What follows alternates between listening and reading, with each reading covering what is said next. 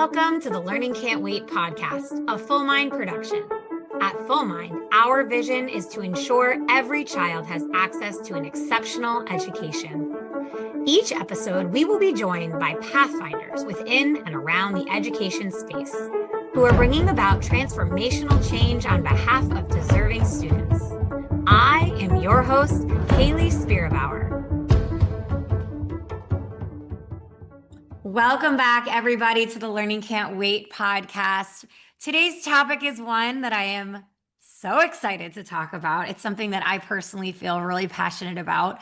And I know that you're going to really appreciate our guest. We have Amy Dujon on the podcast. She is the VP of Education for Community Edu. Welcome, Amy. Thank you, Hayley. I'm so excited. I'm so honored to be here. This has been the highlight of my week thinking about being here. You know what? It happened really fast. Our good friend Jody Buting introduced us. And one thing that's really great about Jody is that I just always know she has the most brilliant, passionate people in her network. So whenever she says, "Hey, can I talk to you?" I always say yes.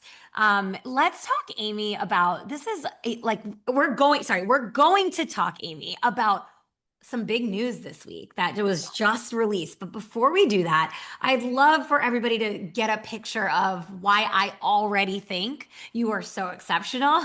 So can you tell everybody how you came to be the personal and professional version of yourself? Well, that is such a loaded question, but I would love to. It's for me, it's hard to separate personal from professional because if I'm honest, the truth is that I lead the way that I do, or I am the person I am today because of what I've lived through, not in spite of it, right? I've just had a lot of experiences that have shaped me in so many ways.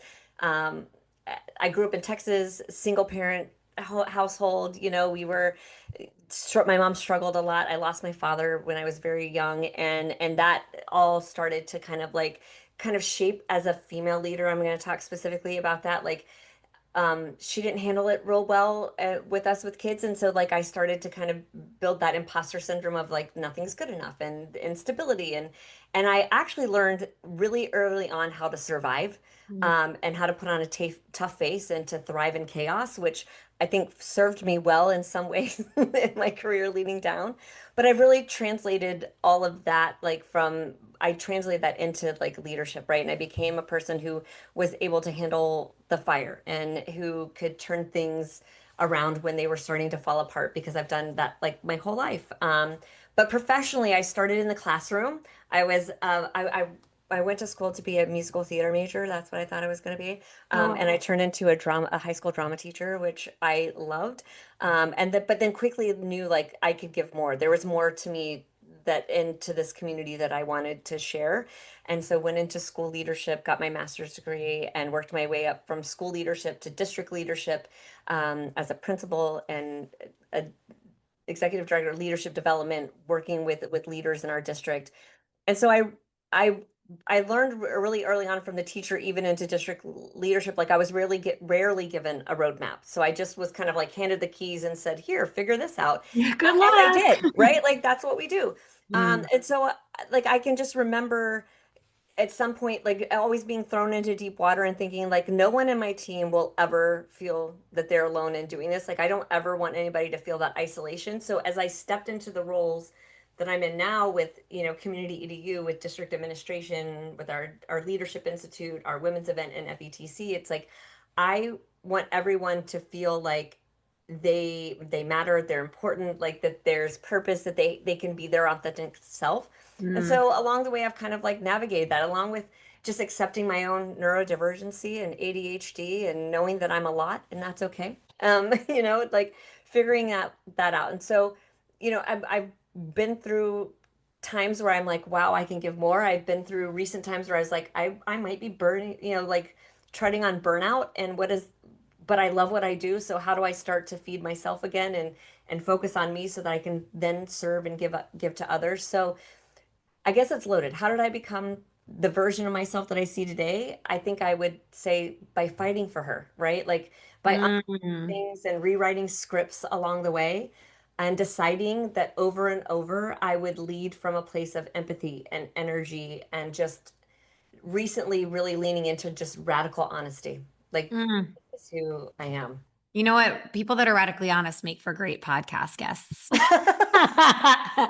All jokes aside, though, Amy, I first of all, I appreciate your vulnerability and sharing your story. And sometimes I can't even think of the right metaphor, but like the toughest waters make the strongest boats, or like require the strongest boats. That's not a real metaphor, but I just made it up on the spot. I'm And gonna steal it. you So know, it like it, but I really appreciate that you didn't shy away from the challenges before you, and it's shaped so much of who you are. And I think that from what I know about you and what I've learned about you in the short time we've connected, it really does speak to why you've tackled the work that you've tackled and why you continue to dream big. Talk to us a little bit about like I didn't know the architecture of education for community EDU. Can you talk about how there is these branches underneath it? Like I think people usually know one vertical under education for community EDU, but they don't necessarily know all of it. So can you educate us a bit, please? oh, I would love to. So this has been a passion project of mine for about 18 months is helping our audiences that don't even realize that they're involved in multiple parts of our community, like understand the power of what it is. So we've created this overarching umbrella brand of Community EDU, and it really represents five different brands, but one community of leaders and educators. And so underneath Community EDU, we have our flagship, our media sites, our editorial websites, which are district administration and university business. So we truly are reaching out to K-12 through higher ed. So we're talking to those audiences, to the leaders and decision makers that are in that space. And then we have our more community focused platforms, which are our events, right? So we have District Administration Leadership Institute, which is kind of that professional development arm that comes off of the district administration editorial site. And that's where we convene superintendents and executive cabinet leaders together to focus on strategy, thinking about their systems, their people, their culture, instructional practices, and really helping them come together and connect in a community of learners that they're sharing best practices across the board and across the country, which is really powerful. And then from there, we started our leadership network for women, which was like as a female leader who started in the classroom and worked my way up to district leadership, I was like, there was no place for me to connect with other female leaders and to just feel like I needed to make sure I wasn't crazy, right? Or that I wasn't that I could have a safe space. And so we started it as kind of like a pre Dolly, we call it District the Leadership Institute Dolly, a pre-Dolly event that has now turned into a movement, right? Where we're just, any and every female leader coming into that space and really focusing on the key differences that women face when they lead, right? We approach leadership differently, and that's okay. We need to acknowledge that, and we need to grow and build that muscle. But our flagship event, like our big, like, woo, we're so excited about is the Future of Education Technology Conference, which is our huge conference that we do once a year in Orlando, where we have like over 9,000 educators and leaders there talking about the cutting edge, everything that's coming up ed tech. You get to play with the toys. You get to hear from the practitioners back that are back at schools doing it. You get to hear from like the leaders that are out there driving the change. And so that's all of that now falls under our community EDU vertical that I get the absolute joy and pleasure of getting to help set strategy and lead every single day. And if Okay. you had asked me 10 years ago when I was sitting in, or 12 years ago when I was sitting in a district or a building, what I would be doing, I would never have told you this. Oh my gosh, I love that.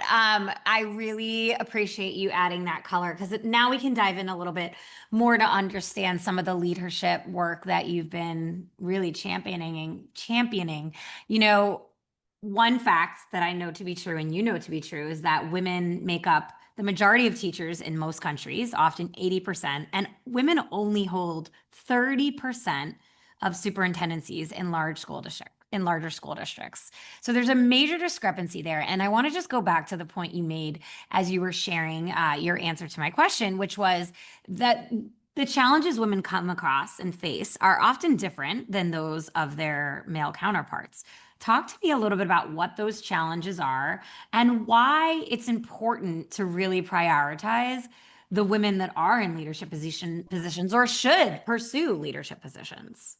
Yeah, it's and I don't want to, for any listeners out there, I'm not diminishing the things that the struggles and the mental weight that men carry, because I know it's a lot, but it's definitely different for women, right? We carry this mental load of us, and it's a reason why a lot of women don't raise their hand for leadership positions, is because we look at it and we say, well, if I take on more responsibility at work, then what is the impact going to be on at home if you have children, or you're in a relationship, like what am I going to not be able to do there? And so we always think with our head at home first responsibilities versus, like, what that next step in our career is. And so oftentimes they won't raise their hand, or they won't speak up when they feel very overwhelmed, with the mental load of the burnout that's coming out, right? And it's one of the reasons why I'm being so open and transparent about my own, is because it's okay to say, like, listen, it's been a lot right now, and I'm struggling through it, and I'm sure you are too. So finding that connection with each other.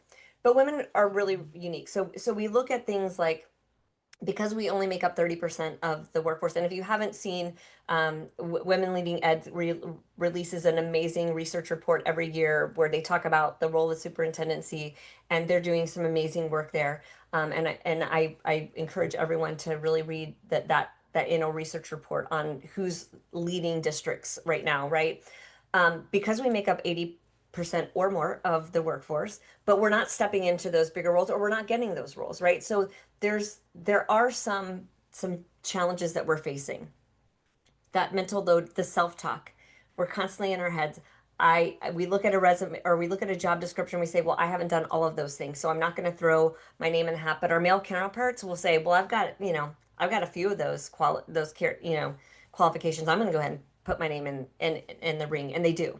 And we don't do that, because we sit there and we say, we weigh out, what is this going to take away from home? How do we harness our family support? How do we leverage our family and empower them, to take on, responsibilities, so that we can, thrive in our careers?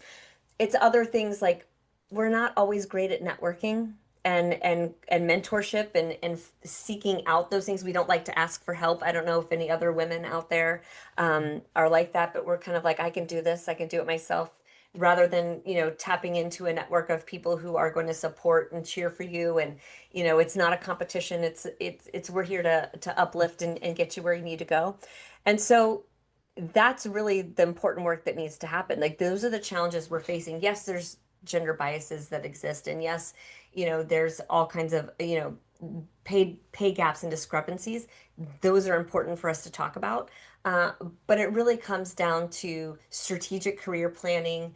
It comes down to harnessing our family support. It comes down to really thinking about, how do we manage that self-talk? How do we balance the mental loads, that we can step into the positions that where we can be rock stars? Yeah, no, that's a really good amount of color on the challenges. I also really love Women Leading Ed. I am so Yes. glad you named some of those reports. I think it's really helpful context for people questioning, like, well, most women are teachers. They're in education, but most women are not leading. And I don't see it as an us versus them conversation, as you pointed out very clearly when you spoke about women versus men.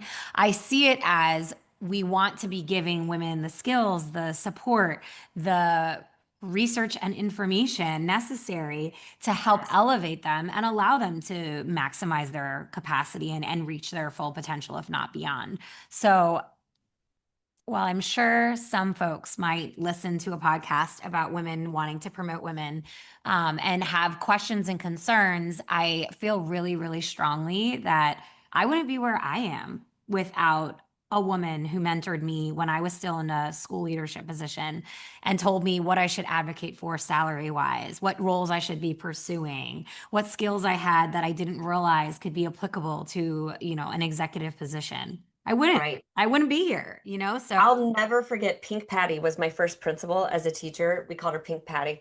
She came down into my portable my first year of teaching, and she looked at me and she was like, I see a little bit of myself in you. I'm taking you under my wing. No option, no, like, hey, do you want to do this? Just this is happening. And and I look back in such gratitude for that because I probably never would have even seen myself going into leadership had it not been for that conversation. I know. And yes, pink patty sounds wonderful. I had my own pink patty too. I love Okay, her. so you made a really big announcement I did. just yesterday. And now by the time this episode releases, it'll be a few weeks past. But tell the audience, what was the big announcement? Why should they be so excited? And what can they look out for? Are we talking about leadership network for Yes, our please. conference? Yes. So our leadership network has started, it started, like I said, as this just tiny little pre-event meeting to last year. We did it as a 3-day summit with about 200 women. We have now launched a conference where we are now expanding our reach, not just to district level leaders, but we are bringing in building and classroom leaders into the mix. We want everyone we're going to be in Washington, D.C., September 24th through the 26th. It is super exciting. This is where you're going to come to learn how to network, how to overcome all of those obstacles that we've talked about as that female leaders face.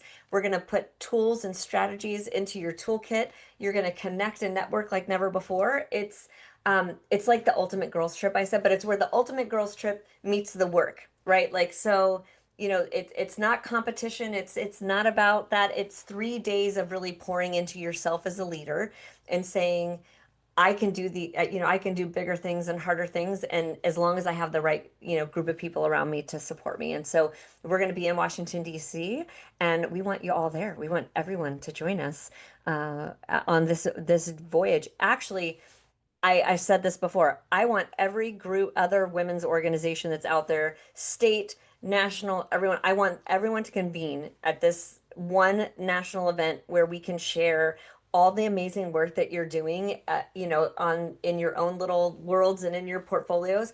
Bring it, let's share it, let's spread the work.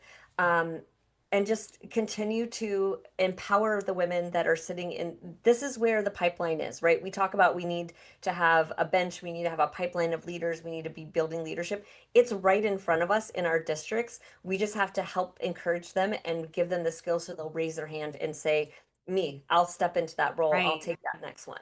That And you next. have 6 pillars for this Do. development framework: mastering self talk, creating your brand, leveraging mentorship, overcoming gender bias, strategic Yes. career planning, and harnessing family support. Now, you've already talked about a couple of those, and I don't want you to have to pick between your children, but do you have a favorite pillar from This those is so six? hard. So as women in leadership, we often look at ourselves in service of the organization, right? Like we downplay who we are and what we're actually bringing to drive the leadership, and we do it all in service of the organization, the district, the company that we're leading. Where what we need to do is lean into the human side of our leadership and who we are, and it's that we're the it factor, right? That is driving the work that we're doing. And so creating your personal brand is not about necessarily about self promotion. It's about amplifying the uniqueness of who you are and what that is doing to elevate the organization that you're working for, right? And how leaning into that and creating that personal connection to the audience that you're serving or to your community is what really is the changing denominator in whether or not you're successful or not. So right now, I would say that's one of my favorite pillars, and it seemed to be one that resonated a lot in our call for papers. People were like, "Yes, yes, create your brand, own who you are and what you're bringing to the table." But the other side of that, that's just deeply personal to me because of my experience, and one that I think that a lot of women struggle with is harnessing family support, and the way that you do that by empowering, your partners, empowering your children, empowering your support system back at home. And so that's one that really is I'm very passionate about as well. I really appreciate those 2 call outs. So have you read the book The Year of Yes by Shonda Rhimes? I have. Okay, so I call out this book every once in a while when people Love talk about family supports and structures because the first thing she does in this book is like, hey, everyone, I hire help. I have a nanny. My nanny runs my life. that. And I think that so often, like women feel shame because of how we were raised and what society tells us about having to do it all. My house would not operate without my husband. Like my husband makes sure everything runs. He cooks all the meals. There's many other things we balance together, and I couldn't do it without him. So I appreciate the like Yes. emphasis on harnessing family support because so many women think that they should be able to do it all by themselves. Girl, listen, I wrote a resignation letter to and I gave it to my husband at one point, and I said, I officially resigned from housekeeping duties. Like I looked at all of my jobs and I've decided that that's one that I'm going to resign from. This is my 2 weeks notice, and in 2 weeks, we will have a professional coming in to do that and taking that off of my plate because we hire someone to do the lawn and take care of the pool, but we don't do that for inside. So we're going to start doing that, and that's Mm. a job that I'm not interested in doing that job anymore. It doesn't feed me. It Yeah. steals from me, and so I'm not doing it. And he has been amazing. My husband too is like there's a lot of things that people would say, "Oh, maybe he doesn't this or that." But he cooks every night, and the man does laundry like a machine. And so I'm grateful uh for those things that just takes that off of me so I can do the things that do feed me. Yeah, no, I Good hear that. one. I I love that. hear that. Yeah. So big little plug for Shonda Rhimes there. Yes. Little plug for Shonda. So okay, so this is coming up. This conference is right around the corner. So September 24th through 26th. Is that correct? It is. And Yeah. for our executive leaders, we're doing a pre-con or a pre-conference kickoff. We're actually doing some advocacy on Capitol Hill. We're partnering with our friends from Alas. They are doing their advocacy along with us. So we're very excited to be moving, just to go and talk to the decision makers, our lawmakers about what really is driving and important in public education, things that we want them to consider as they are making funding decisions, as they're making policy and thinking about the way that the oversight's going to be. And so we're going to make that a priority pre-conference and then kick it off on Wednesday. It's going to be so much fun. Um, it's going to be fun, and it's going to be, you know, it's going to push. I always tell women one of my pieces of advice is like get in rooms that push you, that stretch you. And so these will be rooms that they're going to fill you, but they're going to stretch you, and that's where you want to be. Amazing. I feel like being stretched and being pushed can be uncomfortable. And I'll be honest, I don't always think it's for every single phase of life. But the phase I'm in, I am like down for stretching and Yeah. pushing. I talked a little bit about this yesterday on a post I put on LinkedIn about flamingos and how they lose their color when they're raising kids. But then they regain their color later in life because it's just a natural part of the process. And I feel like I'm in the regaining color of my life and phase of parenting. So like, yes to stretching and pulling. I love Yeah. that. And challenging your assumptions, right? Mhm. Or somebody finding that's a light inside of you that you didn't know was there, but like saying, "Hey, wait a second. I don't know if you realize, but you've got this amazing quality and skill Mhm. that you could lean into." Yeah, no, that's really great. When was the last time you felt you were really pushed or challenged or encouraged in a way that like moved you forward? Wow. I'm in a season of growing right now, to be honest. Like, and I talked a little bit about that. Right. I've been in a season of just really learning new skills and taking like a lot of learning around just product development, thinking. I am my team. I was like, I've got a new idea. We call them growth opportunities, but with those growth opportunities, and they're like, we're tired of growing. But with those growth opportunities, it pushes me to think differently about the way we're approaching the work, and then it causes inevitably causes me to rewrite a script or relearn something in a way. So I'm really learning a lot right now, almost to a point of like I'm like I need to pause and just process. But I'm in that phase right now. So very timely. I would like to grow less right now. Oh gosh, I love it. I love it. Well, Amy, this has been a really wonderful conversation. I'm so excited for this next phase of growth and development, both for you and the organization. Can you tell us, as a final question, what advice would you give a leader, an education leader who's just starting their journey as a leader today? Oh, that is an awesome, awesome question. I'm just thinking intently about it. So I think um, the best advice I would give is I would say prioritize. Here's the things that I've learned in my leadership journey is one is like prioritize people over programs or initiatives, right? Your teachers, your students, your staff, you don't need another new initiative, right? They don't need you to see them. What they need, they need you to hear them, see them, and value them. Mm. Model boundaries, please. Burnout is contagious. And I see building leaders across the country that I've had the honor of working with who are trying so hard to block and tackle for their people that they're taking on so much on their own. And so your team needs to watch you balance and to set boundaries and to be the example that they can follow, right? I have like two other ones that are just like resonating Yeah, with me. bring them. Bring two more. I love that. Stop trying to be the expert in everything. Mm. uh, it's okay to stand in front of your faculty or in front of your district leadership team and be like, does somebody else in the room have an answer to that? Like, I don't know. You don't have to Right. pretend like you know it all. Like, so don't feel like you have to be like that expert. And the last piece of advice I'm going to give you, because nobody, is going, there's two things. One is invest in your own growth.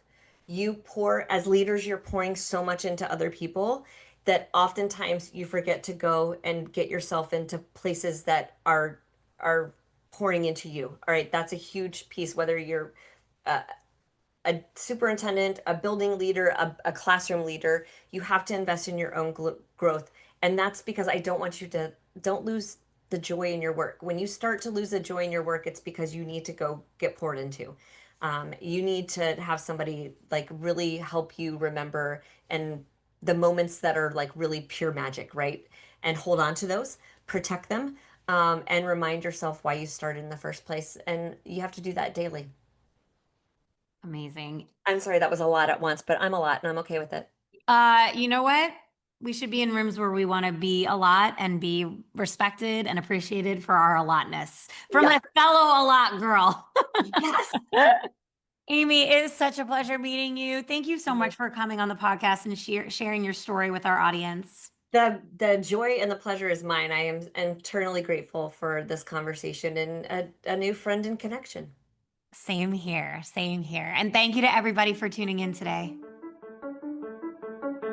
Thanks for listening to the Learning Can't Wait podcast. If you like what you heard, please rate, review, and share this episode. Be the first to know when we have a new episode by subscribing wherever you listen to podcasts. If you'd like to be a guest on the show or have a suggestion for an episode, email us at podcast@fullmindlearning.com.